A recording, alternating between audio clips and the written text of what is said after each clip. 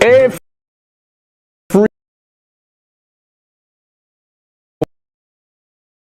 all you got to do is enter our free-to-play competition and go head-to-head with me, win it, and this could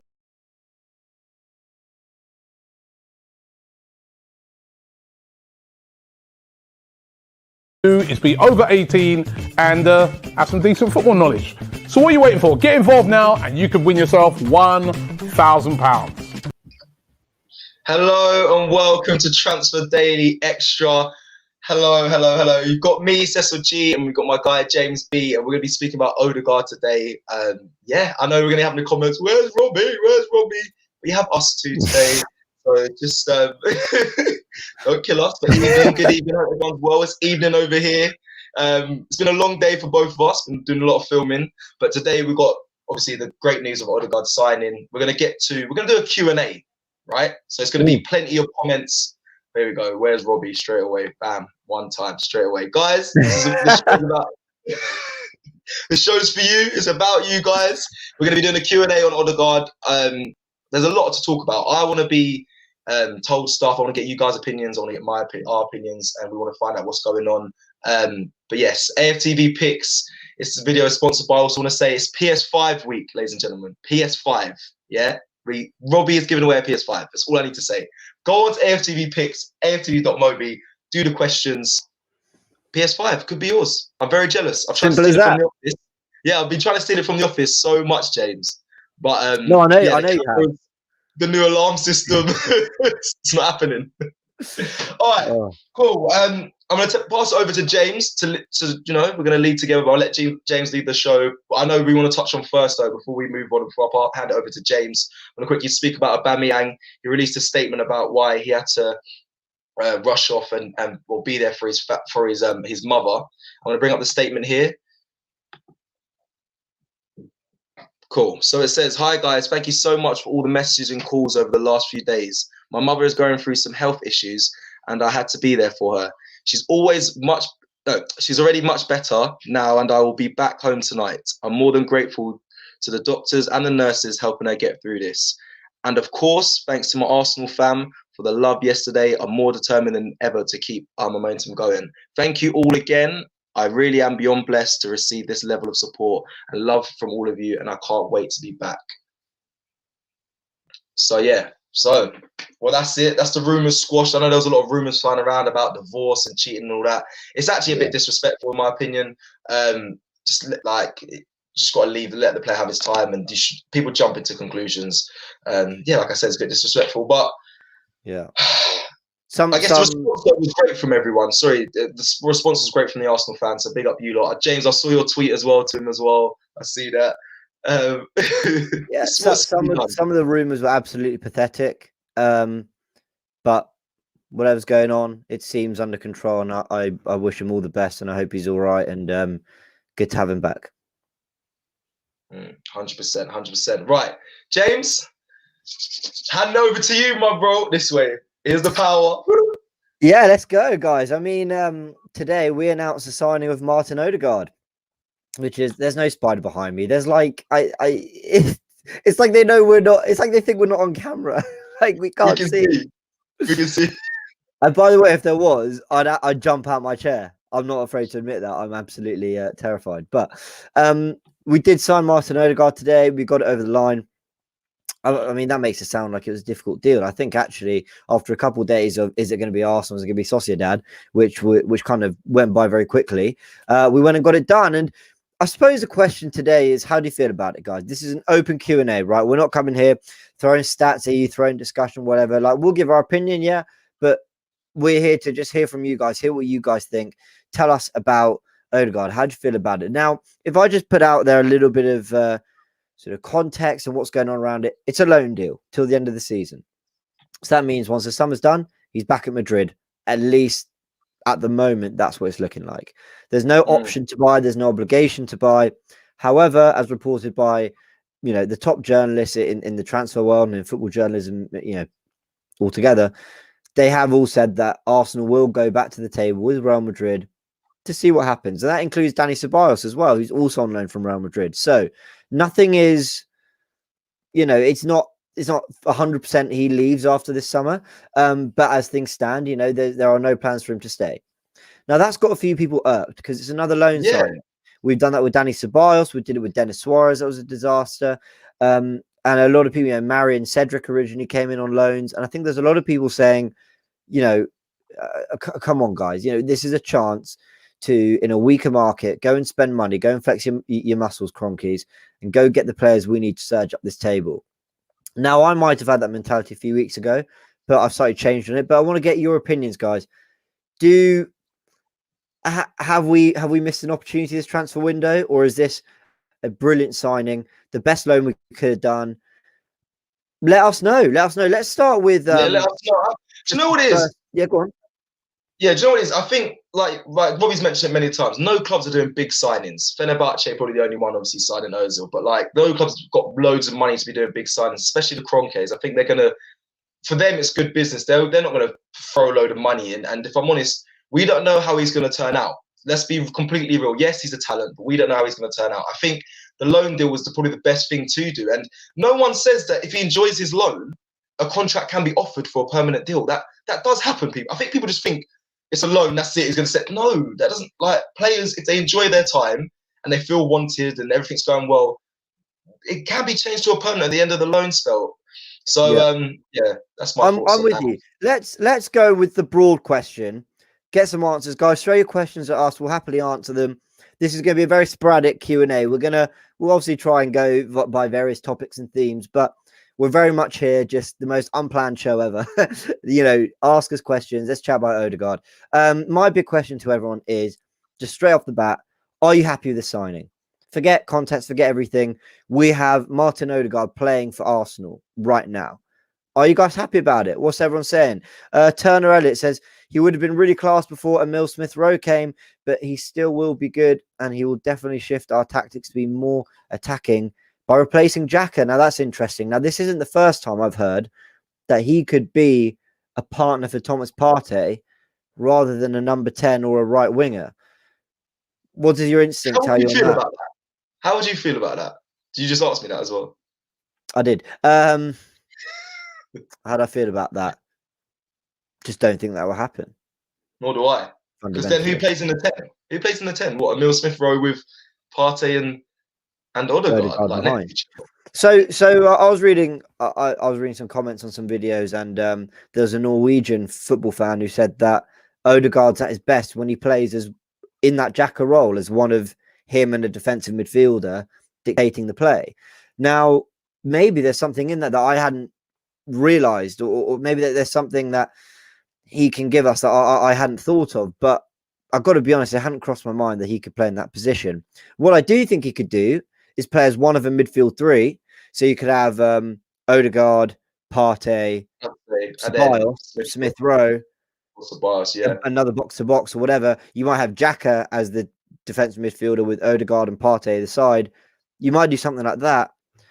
But I would be surprised if Arteta was brave enough to go with Ødegaard next to Xhaka and then Smith-Rowe up as the 10. But a very interesting idea. Definitely. Right, I've got a super chat here. It's from Dirty's Lag. If Madrid said at the end of the season we can buy Ødegaard, sorry, I can't pop up. Oh, it's just disappeared. It just disappeared. Classic. That is such a pain. Dirties, if there's such a weird name. Dirties, if you want to put a comment in, I'll see if I can pop it back up. But that's quickly just disappeared. I would play. This is what people are saying as well, James. Lovasama. Yeah, I mean, this would be sort of like peak attacking football, and I'm not saying it can't be done. The most successful team were Man City when they played Fernandinho as their defensive midfielder, and then they had two number 10s in De Bruyne and David Silva as either side. You could definitely do that. And Arteta's always said that the 4-3-3 is how he wants to play football. Yeah. Go on. No, I'm just. Would you think he's going to revert back? This is actually a big question because, like, obviously, like you just said there, I've heard him say in press conferences he wants to play the 4-3-3, but he said I don't think he had the players at the time. Yeah. Right? But I actually like the position formation play at the moment, 4-2-3-1. So, do you think he will revert back? The thing I like about this 4-2-3-1 is it doesn't feel very structured, does it? it feels a lot more brave and instinctive and attacking and free flowing. I think the minute you make it a 4-3-3, I'm not sure. I'm personally not sure about. Look, don't get me wrong, it can be done, and Guardiola's shown that you can do that in the Premier League and have great success. But De Bruyne and David Silva are elite footballers, so they can adapt and do that. It's a big ask for Smith Rowe and Ødegaard to play that kind of role either side of Thomas Partey. I tell you what, it'd be a lot of fun though. It would. It'd be nice to see. It would be a lot of fun. It would, and do you know what? This age-old myth of kids can't win you anything. I really want to put that to bed. I want to see. Obviously, we have a mixed variety behind us in the defence now, but I want to see the youngsters really just steal the show. They are currently for us. I mean, the Sakas, the Emil Smith-Rowes, Martinelli when he's been available. Like, I want the youngsters to really indulge and hopefully bring us. Maybe not this season. Well, maybe this season, something home, bring us a title. I've got another one here, James. This is quite an interesting question here. I'm scared to read out names. Sorry, James. I've still got trauma. Right. Hadi, thank you very much for your comment. Before I read this out and answer, or we give our opinions and let us know what you guys think, I think this is going to follow on to something I want to ask a bit bigger here. Could and should the Cronkies have done more this January?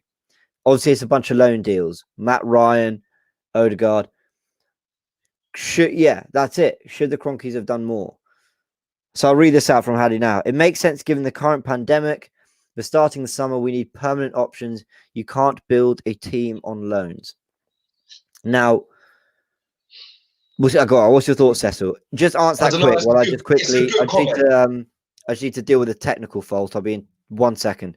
No problem. Hadi, thank you for your mess. Oh, wow. Disappeared. Hi, guys. Hadi, thank you for your comment. Now, you can't build a team on loans. I just think, like we said it in there, it makes sense given the current pandemic. That's what we're kind of dealing with. And if I'm honest, it's like try before you buy. If I'm completely honest, it's not bad. That was quick. Jeez Louise.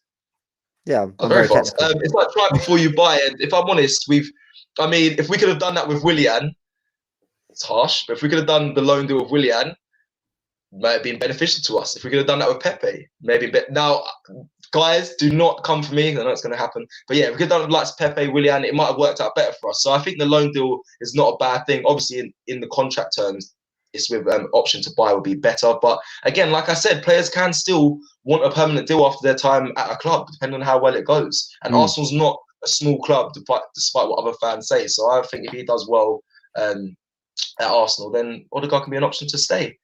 Guys, get your comments in. Could and should the Cronkies have done more? Let us know. Just yes or no. Do you understand the situation? Now, I suppose my take on it is it's very simple. It's been said before, so I won't say too much on it. Look at every other club in January. No one's doing a lot. And the fact that they're not just tells you that this is a very difficult market to do anything, because people aren't going to sell if they don't feel confident that they can buy to replace. That's the thing you need to remember. And the second thing is that we might well not have the money to do anything. We don't have fans and grounds. We don't have fans and grounds. You know, that is massive for the football pyramid. We're very lucky that the broadcast, we as in Arsenal, are very lucky that the broadcast rights, you know, bring in serious revenues for football clubs, but that's not sufficient for forever. It kind of keeps you afloat. So, you know, I mean, look at the bank loan we had to take out, and I don't think we're the only club to have done it. So I think I'm a big, I wouldn't say critic. I've actually defended the Cronkies perhaps more than others, but I've also questioned them a lot. I also question why you bring in a manager like Mikel Arteta, who clearly wants to overhaul a squad and not give him enough money to overhaul it. However, I can't be critical this January. I've got to just say well done to Arteta and Edu, because I think this is the best we could have hoped for, really. Yeah, do you know what? I 100% agree with that, James. I just think I've said we were spoiled, and people had to go at me that I said we're spoiled in this window, only because I wanted to see the Deadwood leave. That's what was my main thing, was to see the Deadwood leave. He got rid of them. It made space for players to come in, and yes, we got a backup goalie. And we've got a creative midfielder. I said two if I'm being greedy, I'd love two midfielders, but I'm happy with one. Now, obviously, we need a fullback as well now. But listen, it's a January window. We've done more than we normally do. Can't really complain. In a pandemic as well. So, you know what? I'm happy. I think the Cronkies have done all right. Obviously, money needs to be spent, but we're not Chelsea. And if I'm honest, if we look at the investments that they put in recently, they can crop the Cronkies from a business perspective and be like, well, we're only just about in the top half of the table after I spent. We've got the 72 million on Pepe. We've put in money for Partey, Gabriel. Like, okay, cool. They've been okay. They've been good players, but it's not shown that we haven't got a trophy. We haven't got a trophy off that, and we're sitting in 8th now. So yeah. Well, okay. So we know he's coming. I think people have issues with the Cronkies, but I think, how do I put it? I think overall, most people are pretty understanding of the situation this January and the pandemic and the Cronkies and everything. So, you make a good point. A lot of money has been spent by them. So maybe they're not really ready to part ways with another 60 million on a player or whatever. But now let's look at who we have got, which is Ødegaard coming in. And by the way, I don't say that with any all right, we'll deal with Ødegaard. No. I'm absolutely delighted we're getting Ødegaard. I think he's a class act, and hopefully he fulfills his potential with us. Hopefully he does well, and he stays. And we're going to chat about that a little bit later. But my question is to you, Cecil, to you guys: is he coming in to be a first choice? If everyone is at their best, firing, is he starting? James, man, why are you coming with these hard questions, bro? Well, what do we do a Q&A for? If we're not here to answer big questions. Relaxed evening. What's going on? All right, let's throw that to you, bro. Is he coming in to start? Like, okay, Man United, unlikely he's going to walk in and start. I mean, if Arteta does that, then boy. But is he coming in to start? Is he going to replace Emile Smith-Rowe? Do you think it's fair that it's the same question? Is it fair for him just to walk in and replace Emile Smith-Rowe? Starting, of course. Ooh. Yeah, do you think Arteta is so good at convincing players to join? Yeah, I really would love to I'd love to hear what he says, because in Ødegaard's interview, he was saying, "I'm here to help. I'm here to help. I'm here to help strengthen the team." So it kind of sounds like he understands his role. He might be a bit of a rotational. What did he say to these players? Look, we're 11th, but we're going to win the league. What? What does he say to them? What does he say? What does he say? It's phenomenal. What does he, bro? Everyone talks about everyone in their press conference when they come to the club. They talk about Arteta's convincing words, and he had a chat with me. It kind of pushed it over the line. Like, what is he saying? What's he saying? You're going to be a club legend. I promise. I reckon he's on the phone and he's just like, "I know what you did," and that's it. I'll expose it. You have to come. No, look, I think Arteta, whether you rate him as a manager or not, whether you see this process that we're meant to be trusting and everything, whether you see it or whatever, wherever you stand on that, I think everyone should agree that Arteta looks like a man with a plan. When he goes into games, whether you think it's boring, overly structured, or whatever, it's planned. You can tell we're trying to do something. There's a brand to the football. And I think he's the same with press conferences. He's trying to achieve something. He's planned. He knows what he's trying to say. When he comes with his figures and his percentages and his, like his post-match yesterday about rotation, you knew that he was thinking, if I win, I'm bloody addressing this rotation thing.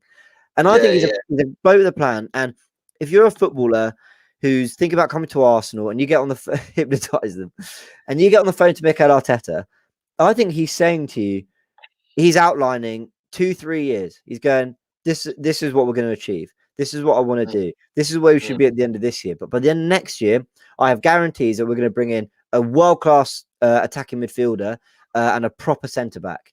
And then by year 2, when Lacazette's contract expired, we're going for this striker. And so by the end of year 3, we're going to challenge for the Premier League title. I think that's what he tells people. The evidence is in what Willian said in his comments when he said that apparently Arteta wanted to win the Champions League in the next 3 years, which is incredible. Oh, yeah. But also, I watched a really interesting podcast with Kieran Tierney in the summer after the FA Cup win. And he was asked about Arteta and Tierney, who I don't think anybody dislikes. Everyone loves Kieran Tierney. Even the biggest Arteta outers love Kieran Tierney. And you got Yeah. Kieran, the guy that everyone wants as their future Arsenal captain, saying, you know what, this guy's incredible. He tells us how matches are going to go. We go into it. Now, I'm not sure he goes, look, lads, sorry, we're going to lose today. I don't think he says that.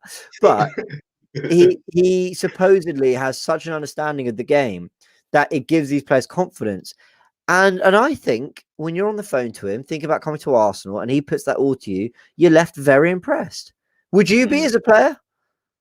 Yeah, I would. I really would. But James, I like the skill of what Tini said in that podcast about him saying he predicts how the game's going to go. But so do you, James. No, I tell you what, some of my predictions have been wild, actually. I'll play it. But yeah, no, if Arteta got on the phone to me, listen, Arsenal's got a history of being an absolute massive club. They still are. So I understand. I do understand. I understand players having the want to join. But these conversations are, I don't care what anyone says, they're vital. And I just want to know what he says, because they always seem to get the pen to paper. So James Arteta. but yeah, sorry, just back on track. I want to go on to another question, but go on. So is he going to be a first teamer? That's what, because this goes back to this Arteta phone call. Did he say you're going to play, how many games are there left at the end of the season? About 20 plus, maybe 21, 22. Is he telling him you're going to play 18 of those 22 games? I doubt it. It's not going to be cool for me. Because that's a selling point. I doubt it. Someone did comment saying the Europa Champions League, the Europa League games. So would he be used for them? I think that's a bit. Do you think that's a bit of a disrespect or not? Yeah. I mean, hold on. I think it's a disrespect to not consider him a first teamer. And people this is why I get a little bit frustrated. Okay. Being a first teamer doesn't mean you start every game. It means you are of the quality of playing in the first team that, with this fixture congestion, it doesn't matter. It doesn't matter if Saka gets a rest or Smith Rowe gets a rest, because Ødegaard is going to play instead. And this is the thing that, right, let me give you an example. Aubameyang. He's a first teamer, right? Mm-hmm. Well, he probably doesn't get into this current first team. Yeah, he's not. Yeah. Pepe played really well. Martinelli's waiting in the wings. Lacazette's firing up front. I think, he gets in. He doesn't walk in. He's not going to go straight back in.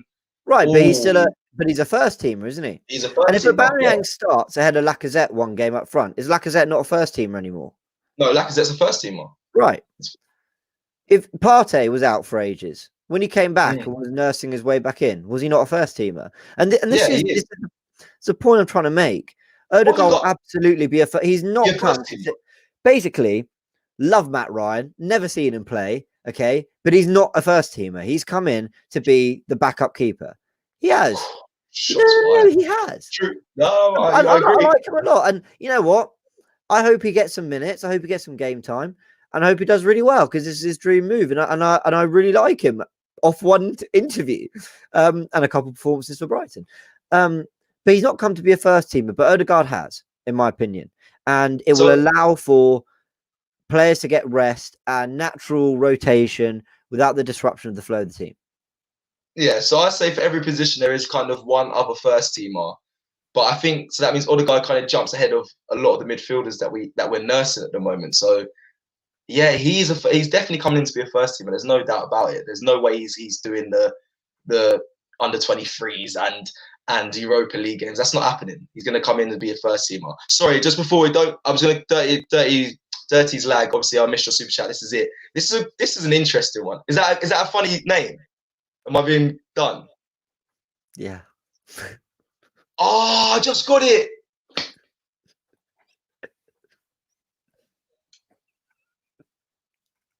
Oh my days! Again, man. It's so annoying. I watched a video of people getting done on AFTV for this. It's so frustrating. No, whatever. Right, I'm blushing. right. Let's move on. You can't tell. But super chat. It's so bait. What? I knew Dirties. You are super chat. If Madrid came at the end of the season and said that, wow, so disappointed in myself. Super chat. If Madrid came at the end of the season and said they would sell us Ødegaard and Ceballos if we sold them Saka, would you do it? There's no way. There's no way I'm doing that. I wouldn't sell Saka for. What's the comparison? I wouldn't. Saka's not going anywhere. I wouldn't sell him. Put Messi on the cards. Put Messi and Saka. Put Messi swap for Saka. I'd probably still say nah. That's the reality. Thanks for that, mate. Anyway. Right, back to it. Sorry, man. I literally tried. Yeah, this is what it was. This is what it was, wasn't it? I'm such an idiot. Right. Okay. Back on topic. Someone in the comments, I'm not going to pull it up, said, "What am I talking about? I'm basically saying everyone's a first teamer. I'm obviously not. I'm talking about having a core of 11 players start every game. You have a core of 13 or 14 that make up your first team, the players that you are genuinely comfortable playing in, week out, and giving them game time. And I think Ødegaard will be a part of that. I don't think he's here just to be some cover in case Smith Rowe gets injured. And I think I actually think we're borderline disrespecting Ødegaard's talent here. He is a serious footballer. Struggled at Real Madrid, right? A bit of an injury apparently at the beginning of this season. Very young, a lot of competition to get past as well. But when he's had his loan move, especially the last two to Vitesse and Sociedad, he's been absolutely class. And don't undervalue kind of what he achieved at those clubs, especially at Sociedad. So yeah, I think we're getting a very, very good player, and he'll be a first teamer. Should we take a few questions, then move on to the next question, which was about Smith Rowe? I mean, we kind of argued it whether, Ødegaard coming was going to halter Smith Rowe's development a little bit. Send your answers in, guys, while we take these super chats. Hi, Tim. Sorry, I can't say your second name because I'm just scared now. Arsenal, I know it sounds, just hi, Tim. He says Arsenal were working on Ødegaard for 6 months, so surely he's intended for the first team football. I agree. Yeah, I think so too. He will be involved. And before we move on to Smith Rowe, I have got a question for everyone, and we can just do it as like a pride thing of who gets it right. We're not going to know until Saturday, but yeah, I'm going to say the question in a second. AMR. That's the way everyone's getting right now as their first days, but big up you. Smith Rowe and Partey got subbed off with a bit of discomfort or minor injury. If Smith Rowe is injured, will Ødegaard play against United? Now, this was going to be my next question. Not that I don't think he'll play. I think Smith Rowe will be brought in. I don't think it was serious. I think it's down to match fitness and cramp. So I expect to see him this Saturday, and I think we will see him. But my next question is, let's guess the minute that Ødegaard's going to make his appearance in Man United. Some people are saying some people he won't. Some people are saying he won't even make an appearance. He'll be on the bench. Will he make an appearance? I think he'll be on the bench. I think he'll 62. I think he'll get on. I actually think he'll get on because when Partey came, arguably Partey got what? I think it was 8 minutes. I think it was 8 minutes when he first signed. When he first came in. So some people are saying 80, 60. Right. Remember your numbers. I'm going to watch this back and I'm going to see whoever gets it right. 82. So this is on again with, this is a good one. I've seen a lot of numbers now. I've got to keep up with all. 62, 70 minutes. He'll come on the 72nd. You asked for this, Cecil. I don't know why. This is a question I didn't think was going to pop off this crazily. Who said 69? Because it's our very weird. 64, Zulane. 82, 62. Cool. He will start. All right, Toby. Confidence. 4 minutes in. Nah. Wow. Do you know what? We're saying this, but in all seriousness, if someone is injured, say if Smith Rowe gets injured, everyone's going to be spinning their neck to Ødegaard. 92nd, 91st. All right, cool. Enough of the numbers. Thank you. 5th, 83rd. Thank you, everyone.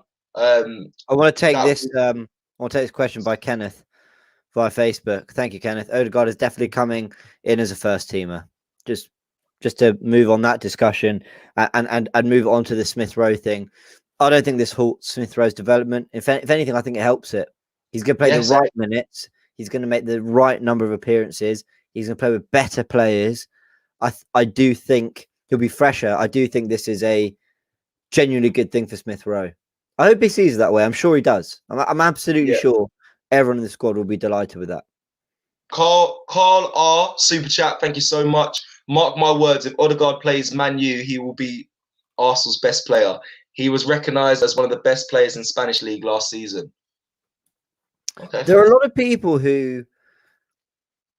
those who claim to have watched lots of La Liga, lots of Ødegaard, Norwegian football fans, whatever. There's a lot of them who are not just saying, guys, you got a really good player, don't worry. They're actually saying, this guy is phenomenal. Like, you don't even know what you've got. And I'm like, I'm quite blown away by some of the hype around him from those who are obviously more in the know than I am in terms of watching him regularly and knowing what we're getting and understanding the comparisons of the leagues and, you know, what does being good for Sociedad mean in Premier League terms? You know, it's that kind of thing. So I don't know. There's a lot of hype behind him. Absolutely. 100%. Let's talk about to sort of round off the show. Let's talk about whether this can be a permanent deal in the summer. Oh, okay. Now we don't know. I said at the beginning of the show, we don't know if this is we don't know how willing Madrid are, but I think there's a few things that need to happen for this to go through at the end of the year or season. Firstly, obviously him and Mikel Arteta need to click. It's got to go well. He's got to do what Arteta wants. He's got to deliver on the pitch and feel happy here. Because if he's feeling happy here with the manager and with his football, then naturally he'll want to stay, regardless of what Real Madrid want to do. He'll be forcing that issue. The other thing is that Madrid are having serious financial problems, basically. Yeah. A lot of the Spanish clubs, a lot of clubs abroad don't have the same broadcast revenue they can fall on like we can, we being the Premier League clubs. And so, you know, with that, there's a pressure to sell some of their best assets, and they'll want to sell as few as possible for as much as possible, aka sell Ødegaard for 40 million rather than a bunch of fringe squad players who actually might have done a job in beefing up the squad. So that will be interesting to see as well. And I think the third thing... Sorry, Scott, you were very click. That was a nice little... That question came up and you said, yeah, it's around 40 million, Roy, is market. Okay, yeah.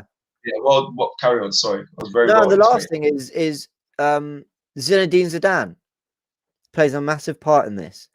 Zidane has been there a long time, hasn't given them that many opportunities. Was starting him at the beginning of this season a little bit, but hasn't worked for them too. He sent him out on loads of loans. He then came back early, so he was meant to do a 2-year loan with Sociedad. Zidane called him up, brought him back early for this season, played him a couple times, hasn't played him much since. Apparently there's been injuries and stuff as well. So if Zidane stays in the job, I think there's even more chance that we go and get Ødegaard on a permanent this summer. But then, James, I've seen the comments, someone said in the comments there, what about Aouar? Like, Fabrizio said it, that Arsenal... Different players. They are. That's a good answer. But what happens? Do we choose Ødegaard over Aouar if Ødegaard impresses, or do we go for both? Well, is it unlikely we can get both in the summer window? I wouldn't. Yeah, you wouldn't. To be fair, we don't know. If we get Champions League football, both is definitely possible. If we get Europa League football, maybe the Cronkies are willing to put their hands in their pocket and, as they have done a few times, by the way, and back Arteta and get both over the line. Maybe Aziz breaks through. Maybe Miguel Aziz breaks through and he offers us something in midfield. I don't know. There's too many ifs and buts about whether we can get both, but I do think some of those things in terms of Madrid's stance and Zinedine Zidane and all that is quite crucial, because when you hear what Norwegian outlets are saying and experts around Ødegaard and stuff, a lot of them are saying that. Very true, Kakashi, absolutely spot on. That would be so clean with Partey there as well. Yeah, spot on. That's exactly what they do. What a lot of them are saying is that Ødegaard wants to be settled now. He wants to find someone to start playing football and not be there knowing I'm leaving soon. And that's a big thing for footballers. You know, you played for you played for different clubs, didn't you? Yeah, it's the worst. Bouncing from traveling from place to place to place to place, especially getting settled. A lot of players talk about it as well. Being in London is a big factor for why players come to Arsenal as well. So yeah, and that's just in the sense of just being settled in the city of a country. It's just that speaks volumes. Obviously, I travelled all up and down the country when I was playing. It was the worst. But yeah, you just want to be settled in one place and enjoying being part of a club and being part of their history. There's nothing more fulfilling than that. So I get that's a great point, James. I understand that as well from this point. Yeah, and I think there's a lot of things in play here. So we'll see. But for now, we've got him, and let's just enjoy him. Shall we round up with some questions to sort of end the stream? Yeah, let's Anything you guys want to ask about? Yeah, I'm seeing quite a lot. James, you know what? You can pop them up, and yeah, we can do it. But I'm not going to say the names. All you, my bro. So just very interestingly, Burnley are 3-2 up against Aston Villa, which I'm just seeing, which is mad. Villa were 1 up and 2-1 up. Now that's incredible. They are moving absolutely crazy at the moment. And you know what makes me feel even better? Because they beat us. I'm like, ha! You don't feel our pain now. I had that when they beat Liverpool. When they beat Liverpool, I was like, when Burnley beat Liverpool, I was thinking, we're going to win the league. No, obviously. But it's one of those seasons. But that's good result for us. We need your Villas, your West Hams, your Evertons to be dropping points because we want to start creeping up that table. So yeah. Anyway, let's go for some questions just to round it off. Sorry, I'm just going to quickly do this.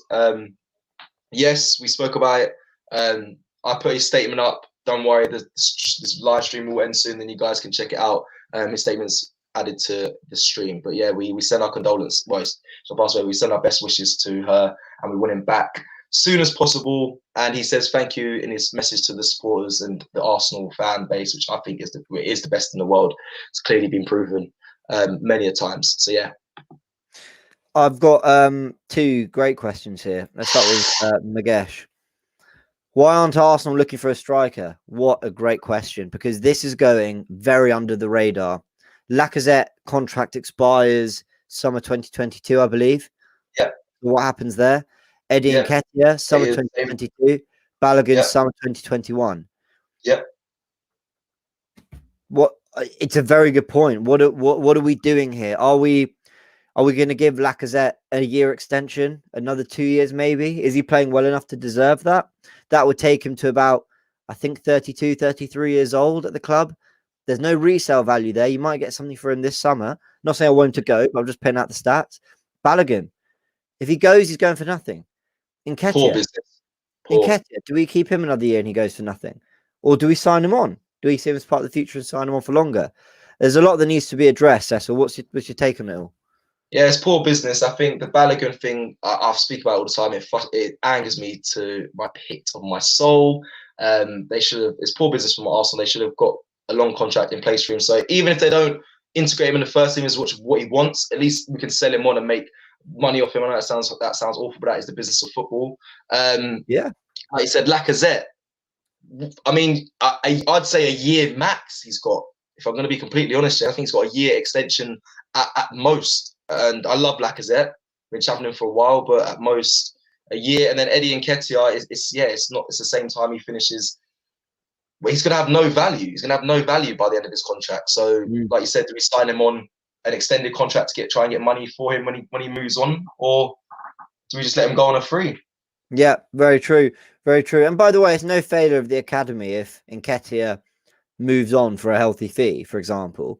That's that is part of what academies are there to do. You want them to break through and play first team football, but if they're deemed not good enough, you make some return on that player. So and the investment you put into them. Jordan White with another good question. What do you guys think of keeping Torreira or Guendouzi or both? And I don't know. Look, if they don't see eye to eye with Arteta, when they don't do Arteta once, then no. I think you can make good money off them. It's awful the way we talk about footballers, isn't it? Yeah, it's Make they're good like money off if you, them, but I hate that. I know you hate but it, but it's the reality. That is I know, exactly what it is, and we've got to think about those things now. Mm. I think you can get. I think there's still links that of Torreira to Monaco. That could even happen this January. And then Guendouzi, I think I've heard rumours he might stay beyond the summer. I don't know. I really like Guendouzi. If there was some way him and Arteta could patch things up, I would really like him to stay and be a part of the squad. I think he's a tremendous talent. Torreira, I also think is very underrated. A lot of people get on his back, but whenever he's played, I don't think he's ever been terrible. He's had the odd poor performance, but on the whole, I've been really impressed. I thought when Arteta first came in and he was playing Torreira and Xtra as the two at the base, he played really well against Man United at home and Chelsea at home. He was phenomenal in both those games. He's actually deceptively skillful. So I like Torreira. I'd be happy with either one staying and doing a job. I prefer them. I'm not digging at El Neni, but I prefer them to El Neni. Oh, yeah, I do. There's some big El Neni fans, you know. I like El Neni. I think he gets a hard rep, but I like him. But they're better. I'm playing. James, before I might want to end on this one. I do like this one. Would you lot have preferred Isco? No. From Brian. Yeah, no, same. Thanks for watching. No. That was a nice quick end stab. But no, you're right. Unfortunately, not. I think Ødegaard is definitely a better replacement than Isco. I was actually quite surprised when how fast the deal happened and how quick it was. He wasn't even in my he wasn't in my radar, Ødegaard. But yeah, I think he's a lot better. He's a different type of player to Isco, but I think he actually fits the base of what Arsenal and Arteta wants for the club over Isco. And yeah, I think that's it. But anyway, guys. Sorry. Go.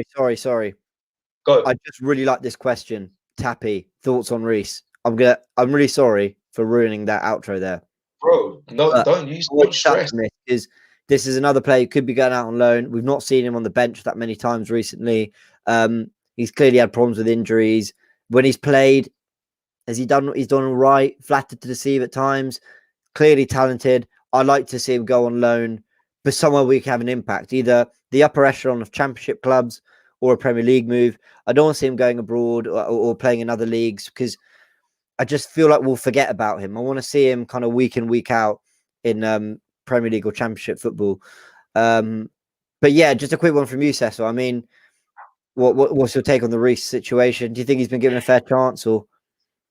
No, it's quite an interesting one. I'm not going to speak about it long. I think you've summed it up kind of perfectly. I don't want to see him just disappear to, like you said, international team, and we don't hear of him again. But it's just been a mysterious one. Like every time we do the starting 11s, we sit with Robbie, and he reads them out and he speaks about who's on the bench, and there's just no sign of Reece. And it's like, I don't know what's going on behind closed doors. I don't know why. I think he's good enough to definitely be involved, but we're not getting told the full story. I don't know. I hope he's okay. I'm completely honest, and I've, like you said, I just hope he just doesn't disappear to a club internationally, and we see more of him at some point. But that's it on that. Ladies and gentlemen, thank you for staying with us. Yes, it's been James and Cecil. No Robbie. Please forgive us. He'll be back though. He's there every morning. You've probably seen him a lot, his face a lot today already anyway. Like he said, I've been doing so much today filming. So you've probably seen a lot of him today. It's been us too. Thank you for staying tuned with us. We really appreciate it. And obviously Ødegaard has officially signed to Arsenal on a loan. And yeah, that is it. We are buzzing for that. And yeah, guys, I want to end up with the AFTV Picks. Nice little video to basically explain. Make sure you get involved. This week is a PS5, yeah? That's all I need to say. You get a share of £1,000 and a PS5. Go and get it. Go take it off the Don. He has enough things in his bank, yeah? So take it off him. Peace. Take care. Every week on AFTV Picks, we give away £1,000. And all you've got to do is enter our free-to-play competition and go head-to-head with me, win it, and this could be yours. Get involved right now. Click the link in the description and you can play, and it's absolutely free. All you have to do is be over 18 and have some decent football knowledge. So what are you waiting for? Get involved now and you could win yourself £1,000.